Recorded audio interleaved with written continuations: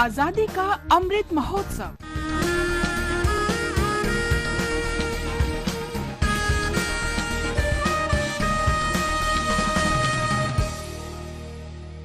आजादी का सफर आकाशवाणी के साथ एक राष्ट्र का जन्म, भारत का गौरवशाली स्वतंत्रता संग्राम आधुनिक विश्व के अब तक के सबसे बड़े संघर्षों में से एक है। आकाशवाणी समाचार आपके लिए प्रतिदिन इस संग्राम की एक झलक लेकर आता है।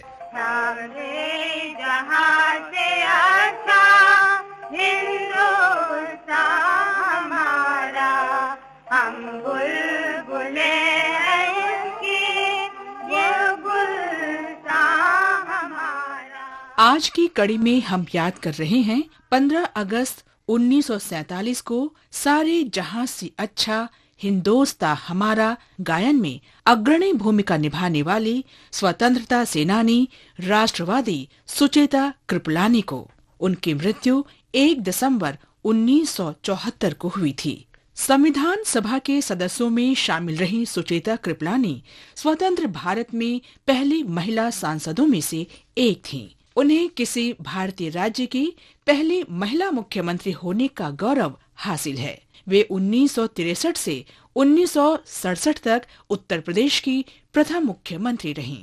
स्वाधीनता संग्राम के दौरान भारत छोड़ो आंदोलन में अग्रणी भूमिका निभाने के कारण अंग्रेजों ने उन्हें गिरफ्तार कर लिया। उन्होंने विभाजन के दंगों के दौरान गांधी जी के साथ मिलकर काम किया था। काम के प्रति उनके समर्पण से गांधी जी बहुत प्रभावित थे। अपने लेखों में गांधी जी ने उनका वर्णन साहसी महिला के रूप में किया। वे 1946 में गांधी जी के साथ नोआखाली गईं और भारत के विभाजन के दौरान राहत और पुनर्वास समिति के सचिव के रूप में शरणार्थियों के पुनर्वास में महत्वपूर्ण भूमिका निभाई। सुचेता कृपलानी आजीवन एक सच्ची गांधीवादी बनी रहीं और जन कल्याण के लिए काम करती रहीं। इस महान स्वतंत्रता सेनानी को हमारा नमन।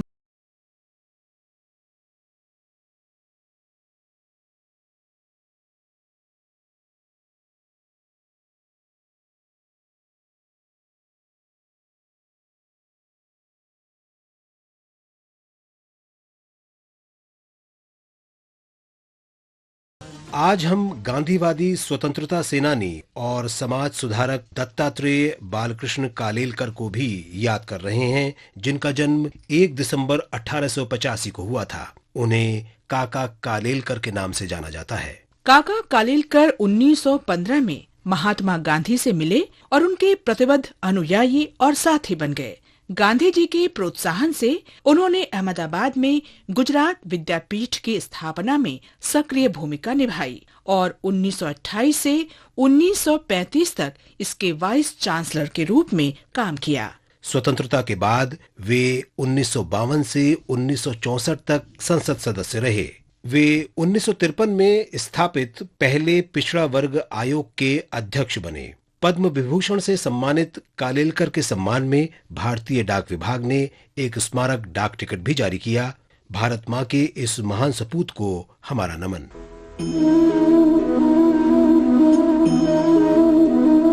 आज ही पुण्यतिथि है स्वतंत्रता सेनानी और राजनयिक विजय लक्ष्मी पंडित की। संविधान सभा में एक भाषण के दौरान अंतर्राष्ट्रीय सहयोग पर उन्होंने कहा था, India cannot afford to ignore the international aspect. In this age of the building up of one world, we cannot talk about separating nations. We have to work in order to build up that world of which India shall be a worthy partner. Because not only has India the right, because of her past, because of her heritage, to give the lead, but also because of her present, when in the face of all the complexities of her own problems, she has stood up and estimated values and not let go of those ideals which she had placed before her.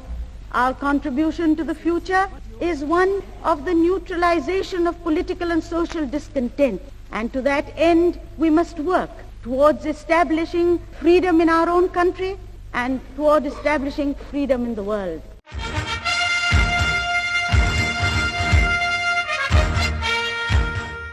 आज हम स्वतंत्रता सेनानी राजा महेंद्र प्रताप सिंह को भी याद कर रहे हैं, जिनका जन्म 1 दिसंबर 1886 को हाथरस के शाही परिवार में हुआ था। अलीगढ़ मुस्लिम विश्वविद्यालय के पूर्व छात्र रहे राजा महेंद्र प्रताप सिंह ने 1913 में दक्षिण अफ्रीका में गांधी जी के आंदोलन में भाग लिया था।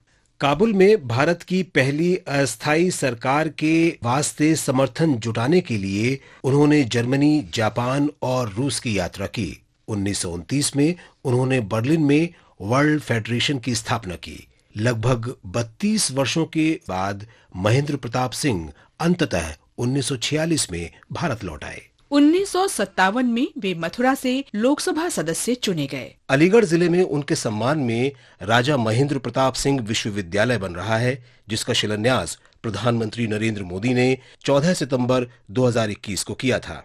इस महान देशभक्त को हमारा सलाम। इसके साथ ही आजादी का सफर आकाशवाणी समाचार के संग श्रृंखला की ये कड़ी समाप्त हुई। मिलते हैं कल अगली कड़ी में।